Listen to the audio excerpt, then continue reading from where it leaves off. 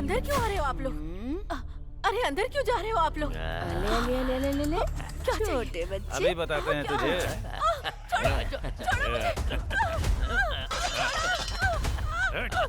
छोड़ो मुझे। छोड़ो मुझे। छोड़ो।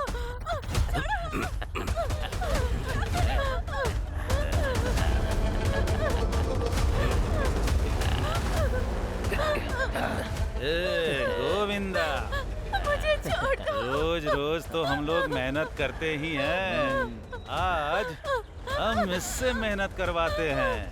आज इसकी मेहनत करने की बारी है। अगर नहीं की तो इसके बच्चे को हम लोग ऊपर भेज देंगे। एक काम करते हैं, इससे थोड़ी मेहनत करवाते हैं।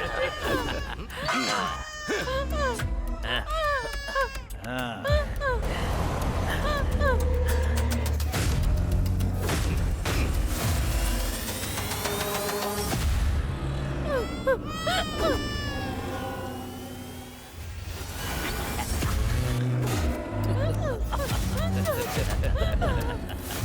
चल चल।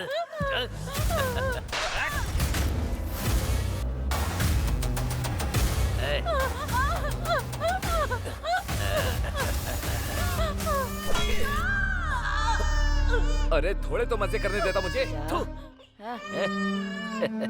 जा खेल। चले यहाँ से।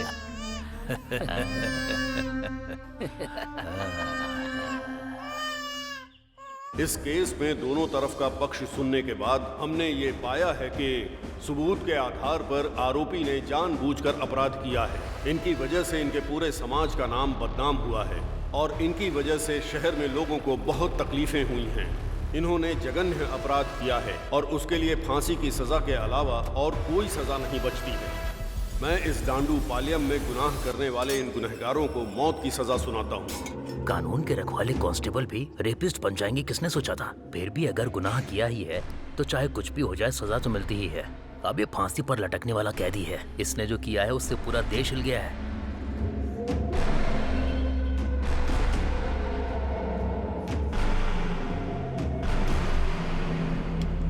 साहब, इतने सारे रेप केस आपने अकेले कैसे किए? हाँ मालिक, बुड्ढे को बताओ, उसे आप पर भरोसा नहीं हो रहा है। बताओ बताइए मालिक। ना साहब। मालिक। हाँ। अरे बताओ ना मालिक। बताइए ना मालिक बताओ ना। हाँ।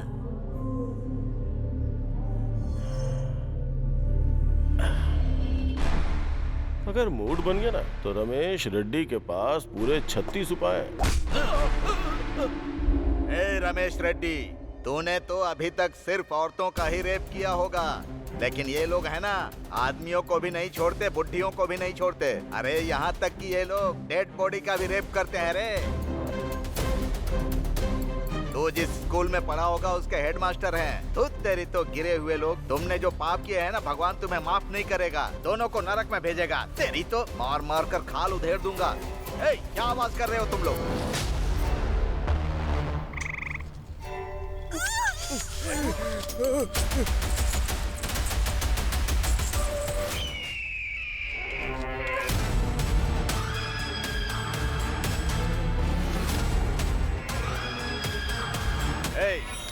उसका हाथ पैर काटो या सिर काटो, पुलिस के चक्कर में मत पड़ना तुम लोग, समझ गए? अगर तुम लोग फंस भी गए तो कैसे बचाना है मुझे पता है। तुम लोगों को अच्छी तरह पता है कि मैं क्या चीज हूँ। हाँ भाई पता है। ठीक है, चलो जाओ, काम खत्म करके आना। अच्छा। नमस्ते साहब। नमस्ते साहब। मैं जरा अर्जेंट काम से बाहर जा रहा हूँ। बगीचे में राजन भाई हैं, जाकर उनसे मिलो। ठीक है साहब। नमस्ते साहब। नमस्ते छोटे साहब। एक साथ इतने लोग, क्या बात है? कहीं जुलूस लेकर जा रहे हो क्या तुम लोग? मालिक, वो हरियाणा गए थे तो 6 महीने हरियाणा और 3 महीने मुनार, कश्मीर से लेकर कन्याकुमारी तक कोई जगह छोड़ी है क्या तुम लोगों ने? अगर देखा जाए तो तुम लोग तो जम्मू एक्सप्रेस के रेगुलर यात्री हो। वो सब छोड़िए मालिक, आपको तो पता ही है ना, हमारे लोगों को फांसी की सजा हुई है। आप उन्हें किसी भी तरह बचाइए। अब तो तुम्हारी समझ में आएगा ही। पहले लोगों के सिर काट देते हो, उसके बाद पैरों में आकर गिर जाते हो। अरे रे, हमेशा तुम्हारा यही धंधा है। ए, फोन इधर दे रे। हेलो, मैं राजन बात कर रहा हूँ। ओह, छोटा राजन बात कर रहे हैं क्या? क्या बात है? अच्छा, वो काली के केस का क्या हुआ? 900 रेप 150 मर्डर और 350 डकैती जिसने की है उन लोगों को बचाना चाहते हैं आप? वो लोग जितना पैसा दे रहे हैं ना उतने में तो ये जो फाइल है ना मेरे टेबल पे ये हिल भी नहीं सकती। अरे ऐसा मत बोलो यार, तुम चाहोगे तो कुछ भी कर सकते हो। गला काटने वाले चोर लोगों के लिए इतना भी करना बड़ी बात है। देखिए राजन जी, मैं बाकी लॉयर्स की तरह नहीं हूँ। न्याय, धर्म, पाप, पुण्य, सच, झूठ ये जरा भी मेरे पास नहीं है। सच्चाई और ईमानदारी की निशानी वो निधि देवता के हाथ में जो तराजू है ना, उस तराजू पे व्यापार करने वाला व्यापारी हूँ मैं। क्या हुआ साहब, क्या बात है? फोन पर सीधे बात नहीं कर रहा। ऐसे रहा तो कैसे चलेगा मालिक? आप किसी भी तरह उन्हें बचाइए। अनगिनत पैसे और पूरा बैग भरकर सोना, ये सब दे दोगे तो भी कोई भी लॉयर तुम्हारा केस लड़ने के लिए तैयार नहीं है। इमेज डैमेज होने का डर है। ब्लैक कोर्ट पर ब्लैक मार्क न लग जाए, यही डर सता रहा है उनको। इतना सब कुछ जानने के बाद भी हमारा लॉयर अगर ये केस हाथ में ले रहा है तो ये केस कितना बड़ा है सोच लो। कितने पैसे लेगा ये सोच कर देखो तुम लोग। हम लोग कुछ भी करके आपके लॉयर की जो भी डिमांड है उसको पूरी करेंगे साहब। हाँ मालिक। जगपति बहुत ही गलत तरीके से ट्रांसफर हुए हैं। यस, इसके पीछे बहुत पॉलिटिक्स है मैडम। हाँ पॉलिटिक्स। फेवर तो उन्होंने अभी भी होम मिनिस्टर को ही किया है। 6 साल चला ये मैडम। क्या हुआ था उसकी डिटेल बता सकते हैं क्या सर? मैं आपको सब कुछ बताता हूँ मैडम। उस क्रिमिनल गैंग को कैसे भी पकड़ना है इसकी कसम खाई। बीवी बच्चों की परवाह न करके बिना खाए पिए बड़ी मेहनत से हमने उस गैंग को पकड़ा था। उसके लिए हमने बहुत मुसीबत उठाई थी मैडम।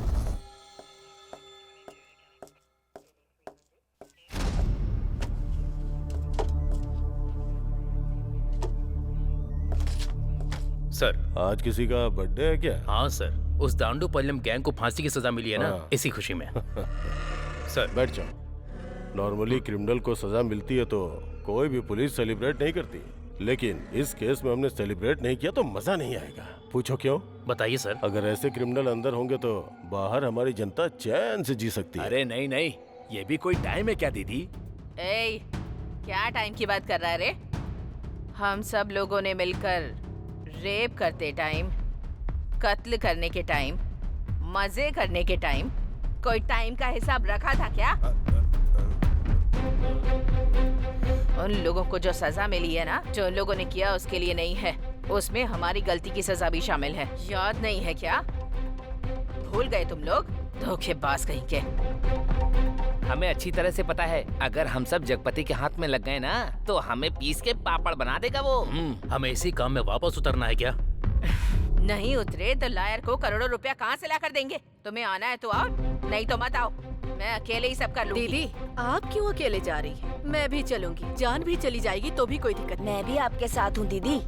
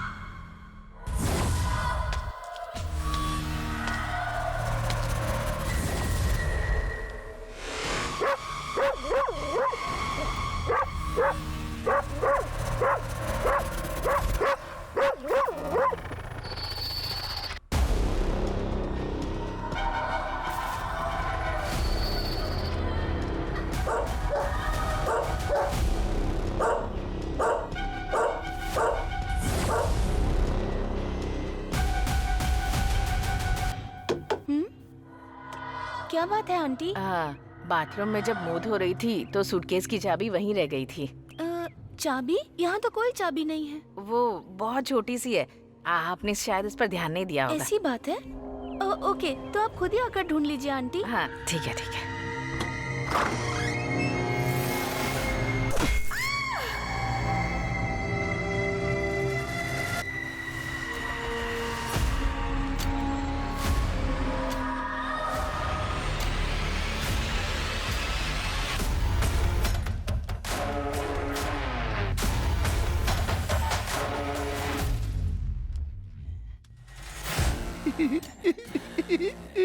उस रूम में बुढ़ा सोया है, तुम लोग उसे देख लो। ए चलो, ए तुम लोग भी।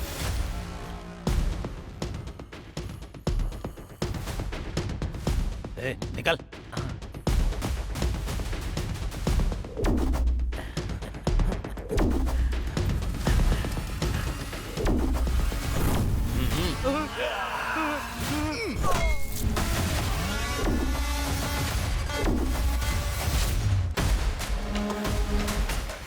अरे इधर तो सोना ही सोना है यार। चल चल जल्दी कर, जल्दी कर। अरे चल ना, जल्दी कर। अरे चल चल जल्दी कर ना, चल।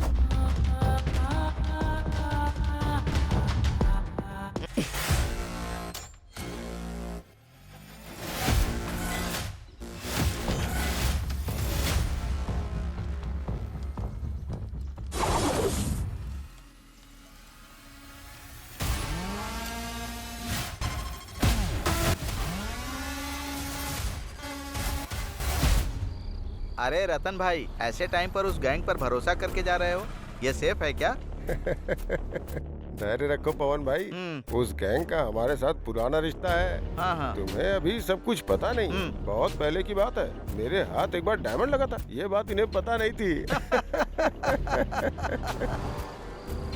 शहर के डायमंड शॉप में भले एक बार गोल्ड ना मिले, लेकिन इनके पास हमेशा रहता है। इसी वजह से मैंने इतनी प्रॉपर्टी खरीदी, इन्हीं की वजह से यहाँ तक पहुँचा। दिन दूनी रात चौगुनी तरक्की की, लेकिन अब पहले जैसे दिन नहीं रहे। पुलिस ने जब से इन लोगों की गैंग को पकड़ा ना, अपना पूरा बिजनेस ही घट गया।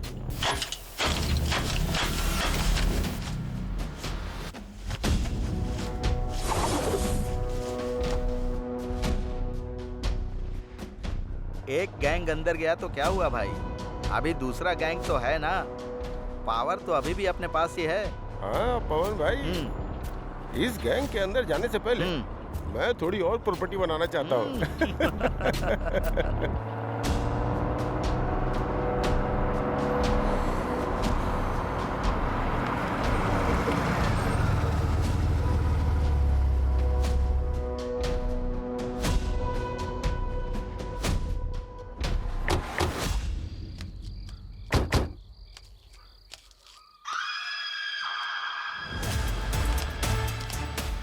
अरे रतन भाई, ये लोग मनुष्य हैं कि राक्षस हैं?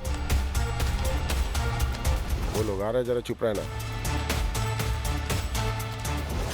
कैसे हो सेठ? सब कुछ ठीक है ना? हाँ सब कुछ एकदम ठीक है, पहले माल तो दिखाओ।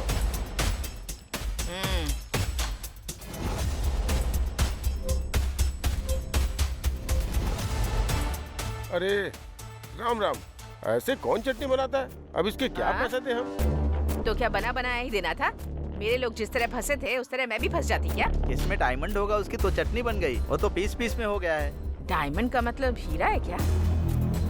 डायमंड है तो डायमंड का रेट लगेगा, गोल्ड है तो गोल्ड का रेट देना होगा। हमें बेवकूफ मत बनाओ। अरे राम राम, ये जो बोल रहा है शायद आप समझे नहीं।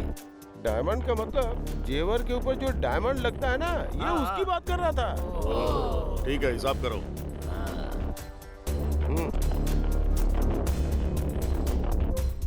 ये लो पैसा।